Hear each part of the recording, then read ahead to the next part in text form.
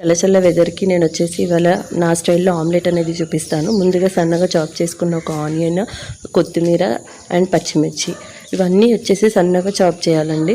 చేసేసి వేసేసుకున్నాక అందులో 1 table spoon కారం, కొద్దిగా అల్లం వెల్లుల్లి పేస్ట్ అండ్ టేస్ట్కి తగ్గంత సాల్ట్ వేసేసి నేను ఇక్కడ వచ్చేసి బాగా మిక్స్ అనేది చేసుకున్నాక ఒక 5 ఎగ్స్ని తీసుకొని ఒక 5 మినిట్స్ అన్నా కంటిన్యూస్గా బీట్ చేయాలి.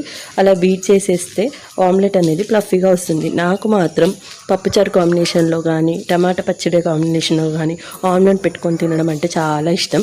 ఈ కూల్ వెదర్కి ఇలా వేసుకొని అప్పటికప్పుడు మేము ఇంకా ఇందులో పచ్చిమిర్చి ఉంది కాబట్టి పిల్లలు తినరు కదా. సో నేను వచ్చేసి ఇక్కడ 3 ఆమ్లెట్స్ మాకేసాను. చిన్నకి మాత్రం plain omelette just half boil లాగా వేసేసి అందులో కొద్దిగా కారం, ఉప్పు చిలకరించానండి. సో మేము మాత్రం ఇలా చేస్తాం. మీరు ఎలా చేస్తారో ఆమ్లెట్ అనేది కమెంట్ చేయండి.